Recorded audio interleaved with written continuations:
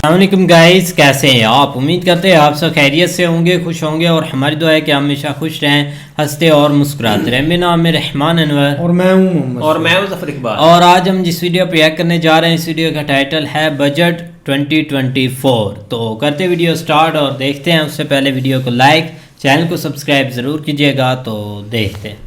सरकार हमारे पैसों का करती क्या है? सिर्फ टैक्सेस बढ़ाती है। देश में प्रगति तो हो नहीं रही। पता नहीं हमारे पैसे जाते कहाँ हैं? टैक्स भरने से क्या फर्क पड़ता है? हम तो पैसे स्पेस जैसे फिजूल खर्चों में ही वेस्ट कर देते हैं। इस सज्जन को क्या तकलीफ है भाई? 1 फरवरी भारत के लिए काफी इम्पोर्टेंट दिन होता है, क्योंकि इस दिन हम यूनियन बजट प्रेजेंट करते हैं।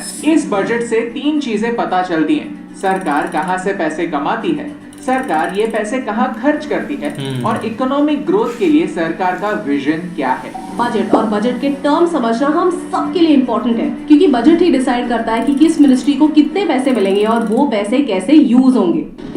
एक तेरा, एक मेरा, 3 तेरा, 3 मेरा, 50-50 बराबर है। Happy, no cheating, no cheating. Budget सिर्फ नंबर्स नहीं होते। जब तक नंबर्स के पीछे का मीनिंग नहीं समझता, तब तक नंबर्स यूजलेस होता है। अगर आप बजट के अलग अलग टर्म्स को समझते हैं और सीधे बड़े अनाउंसमेंट समझना चाहते हैं, तो यहाँ हमने नंबर्स एक्सप्लेन किए हैं। इसीलिए हम सबको बजट समझना इम्पोर्टेंट होता है। और आज हम आपके लिए लाए हैं इस साल के बजट का सबसे आसान और एंटरटेनिंग एक्सप्लेनेशन। पैसा आपका है, आप ही के टैक्स से आता है, इसीलिए आपको जानना जरूरी है कि ये पैसा यूज कैसे होता है। बात अगर भारत के ग्रोथ की हो रही है, तो एक इंडस्ट्री है जिसमें जल्द ही भारत एक ग्लोबल लीडर बनने वाला है, और वो है न्यूट्रास्यूटिकल इंडस्ट्री। यानी आपके लाइफस्टाइल में जो भी कमियां हैं, जो आपके हेक्टिक लाइफ और स्ट्रेसफुल शेड्यूल्स की वजह से कंप्लीट नहीं होती, उन्हें फुलफिल करने वाली इंडस्ट्री। हर दिन भारत के बेस्ट माइंड्स रिसर्च कर रहे हैं, टेक्नोलॉजी डेवलप कर रहे हैं, ताकि आपके लिए ऐसे सॉल्यूशंस निकले जो आपको हेल्दी बनाए रखें। जैसे अगर पहले किसी को हेयर लॉस होता या फिर हेयर थिनिंग होने लगती, तो उसे रिवर्स करने का कोई भी पेन फ्री और सेफ तरीका नहीं था, एक्सेप्ट एक्सपेंसिव हेयर ट्रांसप्लांट्स के। मतलब जो बाल गए वो गए, लेकिन आज गंजेपन या जेनेटिक हेयर लॉस को कंट्रोल किया जा सकता है। मेरा खुद का एग्जांपल शेयर करता हूँ। कुछ टाइम पहले मैंने नोटिस किया कि मेरा हेयर फॉल बढ़ रहा है और धीरे धीरे एक बॉल्ड स्पॉट डेवलप हो रहा है। आई वाज कन्विंस्ड कि ये सब जेनेटिक्स का खेल होता है, बट आई वाज रॉन्ग, क्योंकि मुझे पता चला कि हेयर लॉस के 7 स्टेजेस होता है, जिसमें स्टेज 1 से 4 के बीच हेयर ट्रांसप्लांट के बिना भी बाल वापस आ सकते हैं। त्रया की फ्री हेयर टेस्ट की मदद से मुझे पता चला कि मेरी हेयर लॉस की स्टेज कौन सी है और कौन सी ट्रीटमेंट मेरे लिए सही है, क्योंकि इनकी hair test health condition, family history, diet, hair type, ये सब एनालाइज करके आपका स्टेज और रूट कॉज पता करती है और एक कस्टमाइज्ड हेयर रूटीन रेकमेंड करती है। इसीलिए मेरे जैसे 2.5 लाख इंडियंस ने त्रया को चुना है, और 93% लोगों को रिजल्ट्स भी मिले हैं, जो आप खुद देख सकते हैं। और ये कोई छोटी बात नहीं है। त्रया मैंने खुद 1 साल पहले ट्राई किया और मुझे 5 से 6 महीने में रिजल्ट्स भी दिखे। आप यहाँ डिफरेंस देख सकते हैं। भाई तो गंजा था ही नहीं। ये थोड़े बात आयुर्वेद, डर्मेटोलॉजी और न्यूट्रिशन 3 साइंस आयुर्वेद, मतलब प्रोडक्ट के साथ सप्लीमेंट्स और फ्री डाइट प्लान भी दिए जाते हैं। So the plan is all rounded। अगर आपको भी हेयर लॉस हो रहा है, तो उसे बढ़ने से पहले आप त्रया के साथ उसे रोक सकते हैं। त्रया ऐप डाउनलोड कीजिए और फ्री हेयर टेस्ट कीजिए, अपना कस्टमाइज्ड किट खरीदिए और 5 से 6 महीने में रिजल्ट्स खुद दिखें। मेरा कोड अभी 20 यूज करने पर आपको 20% डिस्काउंट भी मिलेगा, link in the description. Chapter 1, ये बजट होता क्या है, एक सिंपल भाषा में समझते हैं। समझिए कि आपको आपकी गर्लफ्रेंड के साथ गोवा जाना है, तो आप पूरी लिस्ट बनाएंगे, कहाँ कहाँ घूमना है, कौन से फैंसी होटल में रहना है और किस रेस्टोरेंट में जाकर रील्स शूट करना है। इन सारे खर्चों की लिस्ट बनाकर फिर आप देखेंगे कि आपके पास पैसे कितने हैं। यानी आपका बजट क्या है, आप कितने पैसे खर्च करने के लिए तैयार हो। फिर रियलिटी आपको जोर का तमाचा मारेगी, क्योंकि जब जेब में पैसे नहीं है, तब महंगे सपने नहीं देख सकते। हर साल का बजट हमारे लिए कुछ ऐसा ही होता है, एक जोर का तमाचा जो हमें एक रियलिटी चेक देता है। जैसे आपके लेवल पर एक्सपेंसेस और इनकम की एक लिस्ट बनाते हैं, वैसे ही केंद्र सरकार भी एक लिस्ट बनाती है कि वो कहां से पैसे कमाएंगे और वो पैसे कहां खर्च करेंगे। बस as per article 112 of the Indian constitution, हर साल लोकसभा और राज्यसभा में गवर्नमेंट ऑफ इंडिया के इनकम्स और एक्सपेंसेस की लिस्ट प्रेजेंट होनी चाहिए। इसे एनुअल फाइनेंशियल स्टेटमेंट कहते हैं। तो हर गवर्नमेंट के फाइनेंस मिनिस्टर को एक रिटन अकाउंट प्रेजेंट करना आवश्यक है। इस रिटन अकाउंट में कितने पैसे आएंगे, कितने पैसे खर्च होंगे, सरकार के पास कितने एसेट्स हैं और सरकार ने एसेट्स खरीदने के लिए कितने लोन्स लिए, ये सारे डिटेल्स होते हैं और इसे ही इन शॉर्ट बजट कहते हैं। अब बजट की बात करें तो 3 टाइप के बजट हो सकते हैं। पहला है सरप्लस बजट, जहां आपके इनकम ज्यादा है और खर्चे कम। दूसरा है बैलेंस्ड बजट, जहां आपके खर्चे आपके इनकम से मैच करते हैं। और तीसरा है डेफिसिट बजट, जहां आपके खर्चे इनकम से कई ज्यादा होते हैं। एक गवर्नमेंट के लिए सरप्लस बजट चलाना काफी मुश्किल होता है, क्योंकि सरकार का काम क्या होता है, लोगों की भलाई के लिए प्रोजेक्ट्स चला, प्रॉफिट कमाना और तिजोरी भरना सरकार का मेन ऑब्जेक्टिव नहीं होता। सरकार को लोगों की भलाई के लिए खर्चे करने होते हैं। एट द सेम टाइम बहुत सारा डेफिसिट बजट चलाना भी देश के हित में नहीं होता। पिछले साल के बजट में हमारे एक्सपेंसेस 44 लाख करोड़ थे और इनकम 19 लाख करोड़। तो ये बाकी का खर्चा आएगा कहां से?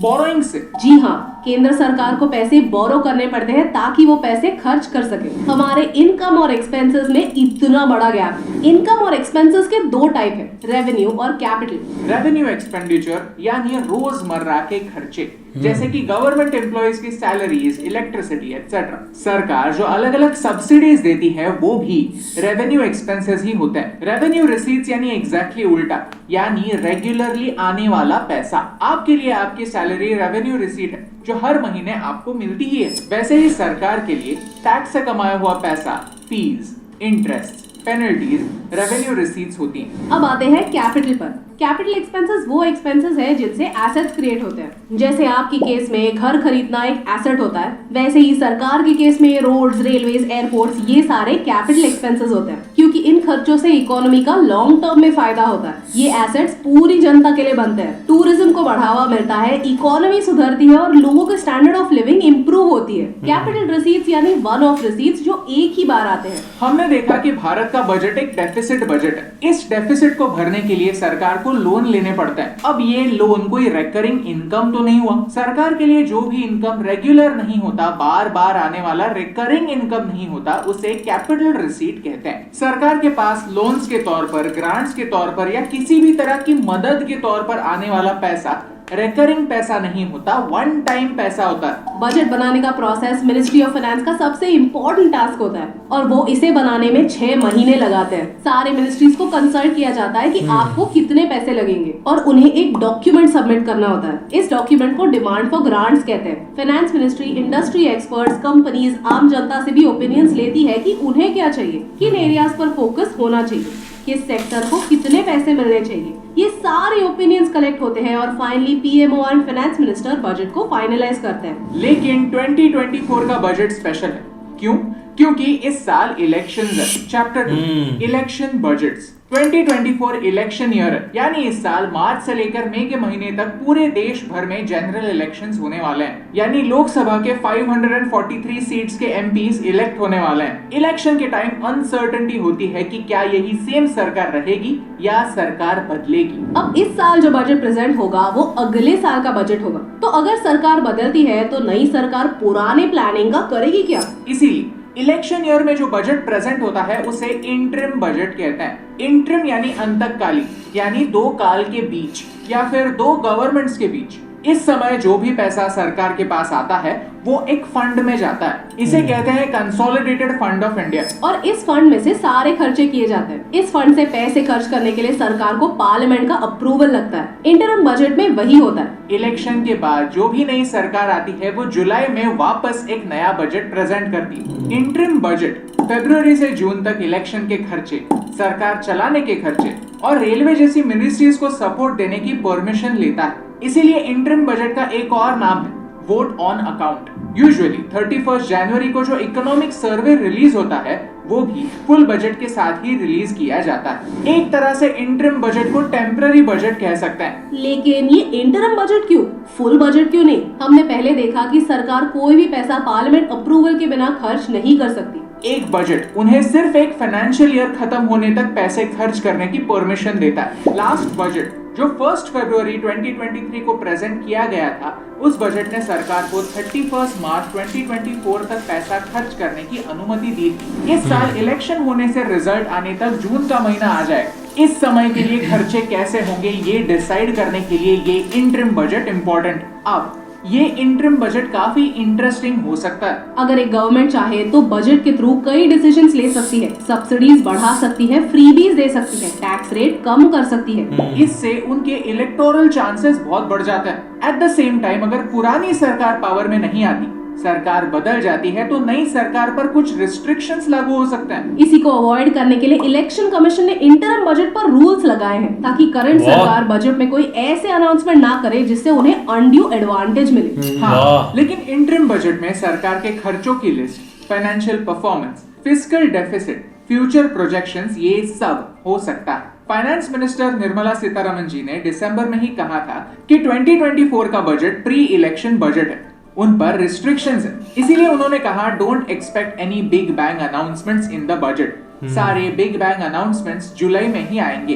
अब नेचुरली सवाल ये आता है कि क्या कोई बड़े अनाउंसमेंट करने पर कॉन्स्टिट्यूशन ने रोक लगाई है? The answer is no. पिछली बार जब इंटरिम बजट प्रेजेंट हुआ था 2019 में, तब पीयूष गोयल जी ने अनाउंसमेंट्स किए थे। सैलरी लोगों के लिए स्टैंडर्ड डिडक्शन 40,000 से 50,000 तक बढ़ाया गया था। पीएम किसान स्कीम लॉन्च हुआ था जिसमें किसानों को हर महीने 6,000 रुपए मिलेंगे। अनएम्प्लॉयड लेबरर्स को 3,000 रुपए पर मंथ का पेंशन अनाउंस किया गया था। सिमिलरली 2014 के इंटरिम बजट में पी चिदम्बरम ने मैन्युफैक्चरिंग को बढ़ावा देने के लिए कई आइटम्स पर एक्साइज ड्यूटी कम की थी, इंक्लूडिंग कार्स। उन्होंने सर्विस टैक्स में भी माइनर चेंजेस अनाउंस किए थे और मेनली एजुकेशन लोन्स के इंटरेस्ट पर सेंट्रल गवर्नमेंट असिस्टेंस प्रोवाइड किया था। चैप्टर 3 इंटरिम बजट के डिटेल्स। एकदम फ्रेश ताजा बजट मेरे हाथ में आ चुका है। चलिए देखते हैं कि इस साल हम सबसे ज्यादा पैसा कहां खर्च करने वाले हैं। आपके टैक्स के पैसे का होता क्या है? चलिए समझते हैं कि टॉप 5 एक्सपेंसेस क्या है। नंबर 5 पर है मिनिस्ट्री ऑफ कंज्यूमर अफेयर्स, जिन्हें हम 2,13,323 करोड़ दे रहे हैं। क्यों?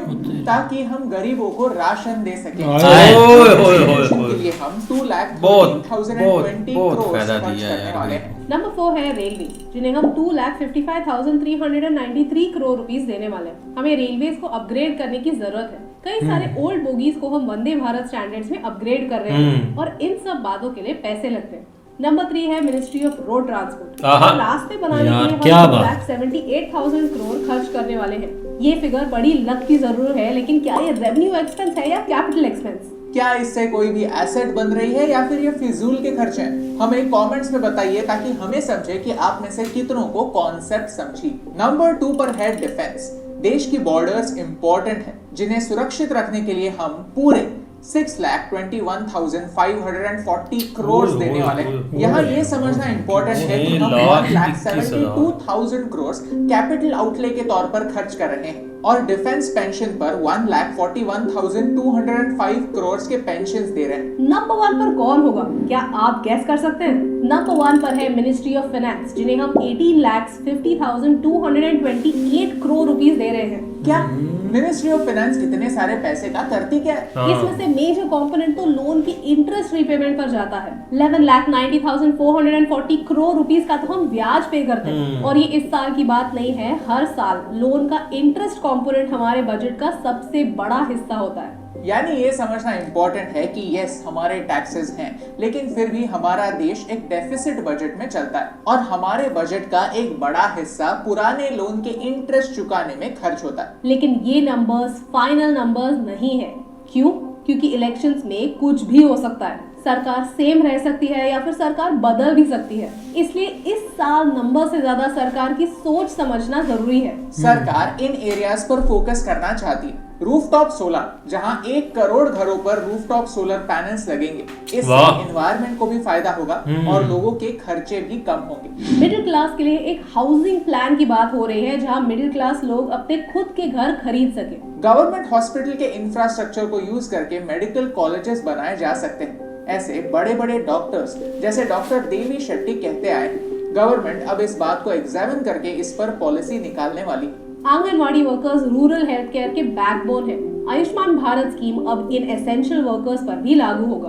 भारत में हार्वेस्ट के बाद कई फूड लॉसेस होते हैं, जिससे फार्मर्स और कंज्यूमर्स दोनों का नुकसान होता है। ये कम करने के लिए प्राइवेट इन्वेस्टमेंट पर सरकार पॉलिसी लाएगी। ऑफ कोर्स अगर प्रोटेस्ट शुरू नहीं हुए तो। सरकार टारगेट कर रही है कि भारत से सी फूड एक्सपोर्ट्स डबल हो जाए, जिससे 55 लाख लोगों को रोजगार मिलेगा। सरकार प्राइवेट रिसर्च को बढ़ावा देना चाहती है और इसके लिए वो 1 लाख करोड़ का एक रिसर्च कॉर्पस ला रही है, जिससे 50 सालों के लिए इंटरेस्ट फ्री लोन्स दिए जा सकते हैं ताकि हमारी युवा पीढ़ी रिसर्च और इनोवेशन पर फोकस करे। डोमेस्टिक टूरिज्म को बढ़ावा देने पर सरकार फोकस करेगी, including building infrastructure and Lakshadweep islands. Spiritual tourism पर सरकार बेट करती है कि ये भारत के लिए गेम चेंजर हो सकता है। पॉलिटिक्स के बारे में सोचे तो इस साल इलेक्शंस है, यानी रेवड़ी पॉलिटिक्स के बारे में सोचे तो अभी बड़ी बड़ी अनाउंसमेंट्स होनी चाहिए थी जिन्हें लोगों को ये सेम गवर्नमेंट चुनने के लिए एक इंसेंटिव मिले, लेकिन ऐसा कुछ हुआ नहीं, जिसकी वजह से इंटरनेट पर कई सारे मीम्स उभर कर आए। Because this budget is bad for politics but it is good for budget पढ़ना और समझना इसीलिए जरूरी है क्योंकि इससे हमें समझता है कि हमारे पॉलिटिकल लीडर्स पैसे कहाँ खर्च कर रहे हैं, उनका विजन समझ में आता है एंड मोस्ट इम्पोर्टेंटली हम ये एनालाइज कर सकते हैं कि क्या वो देश के फायदे में डिसीजंस ले रहे हैं या नहीं। हमें ये याद रखने की जरूरत है कि भारत एक democracy of the people by the people for the people, यानी सरकार जो पैसा खर्च कर रही है वो हमारा पैसा है, वो हमारे लिए खर्च किया जा रहा है और हमारे बिहाफ पर खर्च किया जा रहा है। तो ये सही डायरेक्शन में जा रहा है या नहीं। मिनिस्ट्री को किन चीजों पर ध्यान देने की जरूरत है, हमें देश को इम्प्रूव कैसे करना है, ये सब हमें एज सिटीजन्स करने की जरूरत है और इस सब की शुरुआत होती है बजट समझने से। इसीलिए हमने हाउ इंडिया वर्क्स इस सीरीज की शुरुआत की ताकि आप समझे कि हमारा भारत कैसे काम करता है, अगर कोई सुधार लाना है तो कहाँ लाना है और कैसे लाना है। अगर आपको इस वीडियो का पॉइंट समझा तो इसे और लोगों तक पहुंचाने में हमारी हेल्प कीजिए। क्या कमाल का बजट है। एक बजट की तो हमें समझ लग गई है, आज पहली बार एक सही से तरीके से पता लगी है क्योंकि इंडिया में एक सही यूज़ किया जा रहा है बजट को कि कैसे एक लोगों को देना है या कैसे अपने रेलवेज़ को या जो चीज़ें अपनी इकॉनमी है ना वो कैसे बेस्ट करनी है। ये आज हमें आज देख कर पता चला है क्योंकि हमें ये पता होना चाहिए था, इधर भी तो आता है लेकिन हमें ऐसी डिटेल नहीं मिलती कि आपके जो खर्चे हैं वो कहाँ से आएंगे कहाँ लगेंगे, ये हमें कुछ नहीं पता होता। ये आप झूठ बोल रहे हैं, आपको पता चलता है आपका बजट किधर जाता है। हाँ जी, वो आप भी बताने लगा। आपको खुशी भी होती है जब बोलते हैं ना कि यार नंबर 10 से आकर 5 से 4 पर हम आ गए हैं, भाई आपको खुशी होती है। अभी जिक्र करने लगा था मैं उन सरकारों का भी कि लोग इसमें खुश हो जाते हैं कि भाई पहले वो एक ही सरकार है यार जो एक सारा बजट हमारा कहाँ जाता है कहाँ लगता है, जो लगेगा हमें ये पता है कहाँ लगता है। खुशी कितनी होती है नंबर 4 पर नंबर 1 नंबर 4 पर किधर है, नंबर 1 पर है हम, चाहे भाई 9 पर 10 के अंदर आते हैं। हाँ, लेकिन ये कि भाई आप यहाँ पे अगर अपनी छोड़ो उधर की बात करो यार, अब बात यहाँ पे इम्पोर्टेंट ये है कि भाई एक ये जो एक उन्होंने स्टेप लिया है ना कि उनको सामने नजर आ रहा है कि भाई हमारे इलेक्शन है और भाई उन्होंने फिर भी एक अपना एक शॉर्ट टर्म आप इन टर्म जो है ना वो बजट के ऊपर अगर बात करें तो उन्होंने वो दिया है ताकि अगली नेक्स्ट हुकूमत जो भी आती है चाहे वो पीएम मोदी की आती है या चाहे किसी और की आती है तो वो अपना एक नए सिरे से बजट अनाउंस कर सकते हैं। लेकिन ये एक वहाँ पे पॉसिबल होता है जहाँ पे भाई एक जमहूरियत है, एक मदर ऑफ जमहूरियत जिसको बोलते हैं ना, वो यहाँ पे आपको नजर आया कि कोई बंदा सोच भी नहीं सकता कि कोई इस तरह का स्टेप लेगा कि भाई अब हालांकि उनको पता भी है कि हमारी एक पोजीशन ठीक है, हमने जीत भी जाना, लेकिन फिर भी उसके बावजूद कुछ भी नहीं कहा जा सकता। उन्होंने फिर भी भैया अपना एक बजट एक स्पेशल एक इलेक्शन तक जो है ना अनाउंस किया और उसमें इलेक्शन कमिश्नर जो है ना उसकी भी इन्वॉल्वमेंट होती है, उसने आगे जो है ना वो स्टॉप लगाए हुए कि आपने ये चीज़ें नहीं करनी। लेकिन फिर भी भाई उन्होंने अपने गरीबों के लिए बहुत ज़्यादा चीज़ें जो सबसे ज़्यादा पसंद है, क्योंकि एक आप पीछे देख लेना तो अगर आप उनकी आज की थोड़ी सी स्पीच सुने ना जो उनके एक फाइनेंस मिनिस्टर हैं उनकी, तो वो बड़ी उन्होंने बहुत अच्छी बातें की हैं। एक दो जो मतलब सबसे बड़ी उनकी बात थी कि भाई 2047 जो है ना वो 2047 में उनका एक टारगेट है कि हम जो है ना वो तीसरे नंबर पे एक इकोनॉमिकली जो है ना वो हम खड़े होंगे, बाकी मुल्कों को जो है ना वो पीछे छोड़ के। ये एक विजन कम अज कम होना चाहिए और उससे रेलेवेंट सारे उन्होंने स्टेप लिए भी हैं और एक जो है ना वो बजट अनाउंस करने का मकसद ये कि ये हमारी नेक्स्ट अचीवमेंट है। बाकी भी इंटरनल बहुत सारी चीज़ें जिसमें खासकर उन्होंने 250 मिलियन जो है ना वो भाई अपने गरीबों को एक तय से जो है ना वो निकाला है। लेकिन अब जो है ना वो थोड़ा सा उसको जो है ना वो एक स्पीड पकड़ लिए, तो वो आपके सामने 5-10 सालों में आपको नजर आ जाएगा कि उन्होंने एक कितनी बड़ी चेंज। नहीं, लोग आप देखो ना, लोग एक सवाल भी करते हैं, इसमें कोई शक नहीं। अब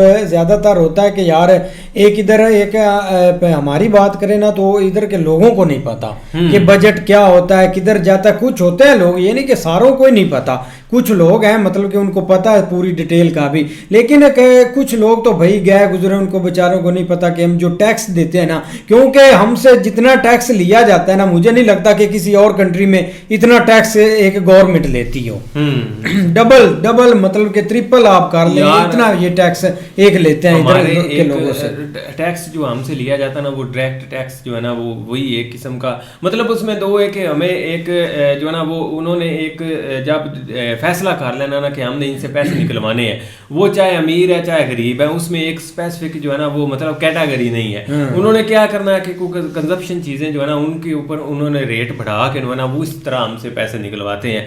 उनको पता है कि ये मजबूरी है। खासकर आप देख लो कि बिजली के बगैर बंदे का गुजारा नहीं है। एक गैस है, ज़ाहिर बात है जहाँ पे दूर दराज गांव वाला सीन है, जहाँ पर गैस नहीं पहुँच सकी या जो जिन तक पहुँची, उन्होंने तो ज़ाहिर बात है गैस ही इस्तेमाल करनी है। उन्होंने क्या करना है, गैस की जो है ना वो एक प्राइस उसकी एक बिल प्राइस जो है ना वो ज़्यादा कर देनी है, जिस वजह से उनको फ़ायदा हो जाना। बाकी जो साबन वगैरह जो भी एक चीनी या जो एक ज़रूरत की चीज़ें, उनके ऊपर उन्होंने भाई रेट ज़्यादा करके यार आपने वो कश्मीर की वीडियो नहीं देखी? अभी तक भी लोग उधर फ्री का राशन लेते हैं, मोदी जी के वो जो स्कीम है, तो अभी भी पूरे मुल्क में लेते हैं, पूरे मुल्क में ले रहे हैं। यकीन करें उनका एक महीना एक मतलब कि सुकून से गुजर जाता है उसी राशन में। उनको एक जरूरत वो तो छोटी मोटी चीजें उन्होंने लेनी होती है, लेकिन भाई एक रियलिटी पर आ जाए तो पीएम मोदी जी ने बहुत स्कीमें निकाली हैं। हाल ही में उन्होंने वो जो गरीबों को घर दिए थे, बड़ी बड़ी बिल्डिंगें बनाकर, वो भी काफी इंटरेस्टिंग था। लेकिन आज बजट सुनकर भाई वाकई काफी खुशी हुई है, कमाल हो गया भाई। लेकिन ये कि काफ़ी एक बेस्ट वीडियो थी। उम्मीद करते हैं कि आपको भी पसंद आएगी। अगर पसंद आए वीडियो को लाइक, चैनल को सब्सक्राइब ज़रूर कीजिएगा। मिलते हैं नई वीडियो के साथ, तब तक के लिए गुड बाय, टेक केयर।